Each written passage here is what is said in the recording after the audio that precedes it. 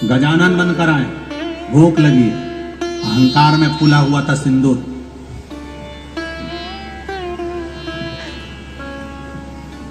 सिंदूर अहंकार में फूला हुआ था। क्या है भोजन?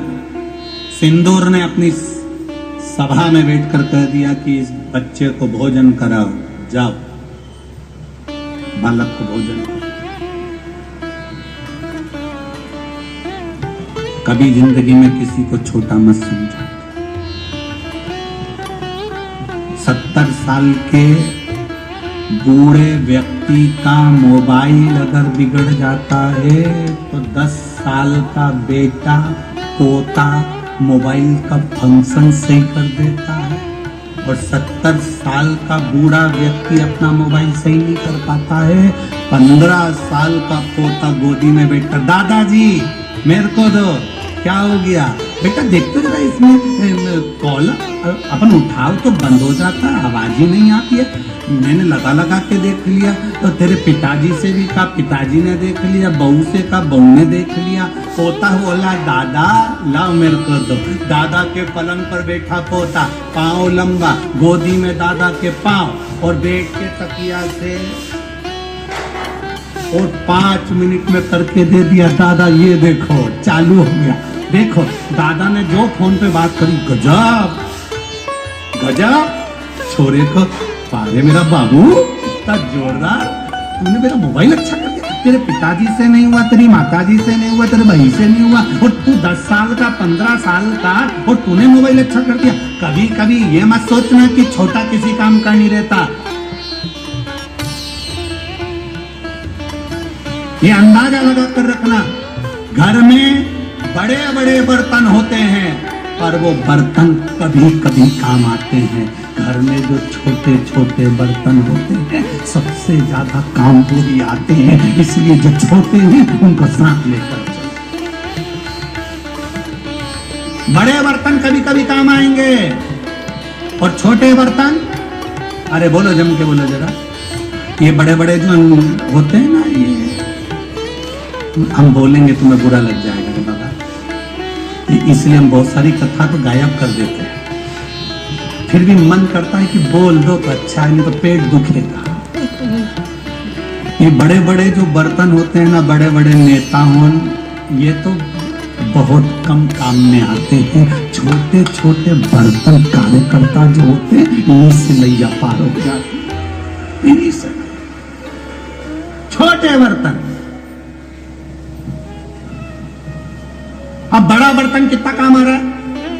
ऊपर से ऑर्डर लिख दिया कलेक्टर साहब ने, नीचे से ऑर्डर कर दिया एसपी साहब ने, उससे नीचे गया एसडीएम साहब, उसके नीचे गया टीआई साहब, और बाकी का जो ये सारा झमेला झेल रहा है वो ऊपर वाले झेल रहा है। ये बेचारे जितने खड़े थे सब छोटे बर्तन थे, तो कथा का पूरा पानी झेल के लेकर छोटे बर्तन, बड़ा बर्तन नहीं, छोटे बर्तन। छोटे को साथ लेकर चलो। कभी मत सोचो कि बड़े काम आएंगे, ना ना, छोटे भी काम आएंगे। इसलिए हमारा सनातन धर्म में ब्राह्मण, क्षत्रिय, वैश्य, शूद्र, इन सबको एक जगह पर लेकर आते हैं। सनातन धर्म में कोई अलग नहीं। सनातन धर्म में कहा जाता है ये 4 चौकी के 4 पाए हैं, ये है तो हमारा सनातन धर्म टिका हुआ है। छोटे से लेकर बड़े तक सबको साथ कर चलना है। घर में जब कोई काम होता है, फंक्शन होता है, बड़े सोफे पर बैठे रहते हैं, काम तो छोटा ही करता है।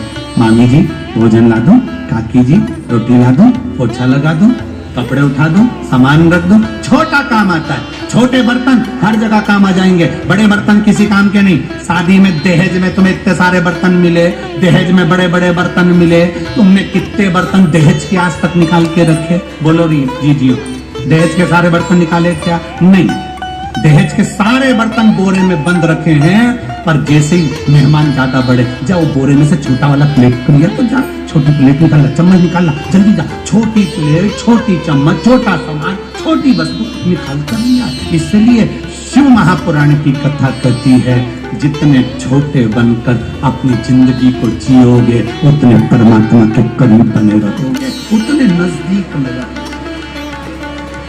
छोटे बर्तन का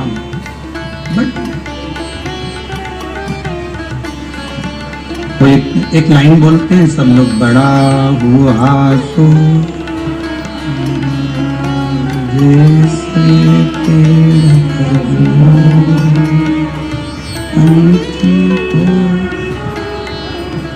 फल लगे, क्या फायदा। छोटे बनकर जिंदगी को जीना एक आनंद का विषय है, आनंद का विषय। सिंदूर ने कह दिया छोटा है, ये छोटे से बच्चे को जाओ भोजन करा दो। गजानन भोजन करने बैठे, सिंदूर ने कह दिया जी मां छोटा सा। अब इनको क्या मालूम था वो छोटा बड़ा भारी था। एक बार में जितना परोसा गया था वो तो एक ही बार की थाली उठा के निपटा गया। दूसरी बार परोसा वो भी खा गए, तीसरी बार परोसा वो भी खा गए। जितना सिंदूर के यहाँ का भोजन था सारा खा गए। द्वारपाल दौड़ कर जाकर बोले सिंदूर महाराज वो तो पूरा खा गया, कुछ नहीं बचा। सिंदूर के मैं राजा महाराजा, क्या कमी, लाओ और दो। वो और खा गया। आखिरी में सिंदूर को लगा मैं पार्वती जी का हाथ पकड़कर इसलिए ला रहा था कि उनके घर में औलाद ना हो। ब्रह्मा जी ने कहा गणेश जी का प्रागट्य होगा और तेरे प्राण हरेगा। सिंदूर की बुद्धि में आया ये कहीं गणेश तो नहीं, गणेश तो नहीं। तब सिंदूर उस बालक के साथ में युद्ध करने के लिए आतुर हुआ। और सिंदूर जब बालक के साथ युद्ध करने को आतुर हुआ तब गणेश जी महाराज ने सिंदूर के प्राणों को हरने के लिए जो प्रहार करा, अंकुश का ऐसा प्रहार, तड़पने लगा सिंदूर,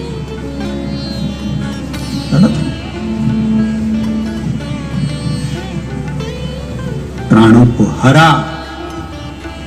रक्त की धार निकली। जो रक्त की धार निकली तो सिंदूर मरते मरते हाथ जोड़कर कहता है मुझे क्षमा करो, मैं ब्रह्मा के मुख से जमाई द्वारा निकला हूं, मेरा नाम सिंदूर है। यम भी मुझसे दूर रहते हैं, आप कृपा करो, दया करो। मेरे शरीर से निकले हुए इस रक्त को, मेरे शरीर से निकले हुए इस भाग को आप अपने तन पर धारण करो गजानन, और वर दीजिए ये सिंदूर जिस जिस स्थान पर होगा वहां यम के दूत भी निगाह न कर सके, ऐसा वर दे दीजिए। ये वर दे, ये अखंडता दे, अखंडता। तुमने मेरी माता का हाथ का स्पर्श किया है। सिंदूर कहते हैं मेरी मृत्यु आपके द्वारा लिखी थी, इसलिए मैं पार्वती माता को लेकर जा रहा। पर आज मैं सिंदूर गजानन आपके चरणों को मस्तक रखकर ये मांगना चाहता हूं कि जिस नारी के मांग में मस्तक पर ये सिंदूर रहेगा उस नारी का सौभाग्य अखंड रहेगा। ये वर दे दो, अखंड वर दे। गजानन आपके तन पर ये मेरा सिंदूर, ये मैं आपके तन पर सदा रहूं, ऐसा आशीर्वाद दीजिए।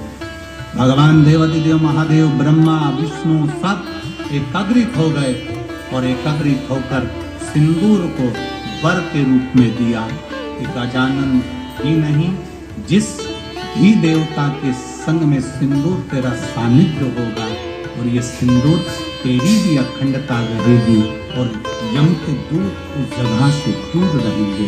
गणेश जी महाराज सिंदूर अपने तन पर धारण कर लिए। वही सिंदूर श्री हनुमंत लाल जी ने भी त्रेता में धारण किया। वही सिंदूर श्री भैरव बाबा ने अपने तन पर धारण करा, क्योंकि विनायक श्री गणेश जी महाराज ने सिंदूर की महत्वता का व्याख्यान वर्णन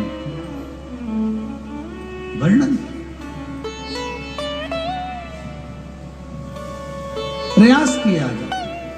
हमारे सनातन धर्म में, हमारे हिंदू धर्म में, हमारे सनातन धर्म का एक गौरव है। जब मकान का मुहूर्त हो, दुकान का मुहूर्त हो, दीपावली का पूजन हो, कोई विशेष फंक्शन हमारे यहाँ होता है, तो दरवाजे पर स्वस्तिक सिंदूर का बनाया जाए। घृत में घोलकर, गाय के घी में उसको घोलकर स्वस्तिक बनाया जाता है। क्यों? क्योंकि वहां यम के दूत की भी दृष्टि नहीं पड़ती, उस पर किसी की नजर नहीं पड़ती। सिंदूर की इतनी महत्वता। नारी क्यों सिंदूर लगाती है अपनी मांग में? सिंदूर की महत्वता नारी के जीवन में क्यों होती है? उसका कारण केवल इतना सा होता है कि उसके मस्तक पर अगर सिंदूर है तो किसी की दृष्टि का उस पर ना पड़े, किसी की कुदृष्टि उस पर ना पड़े, और नारी का अखंड सौभाग्य उसके जीवन में रहे।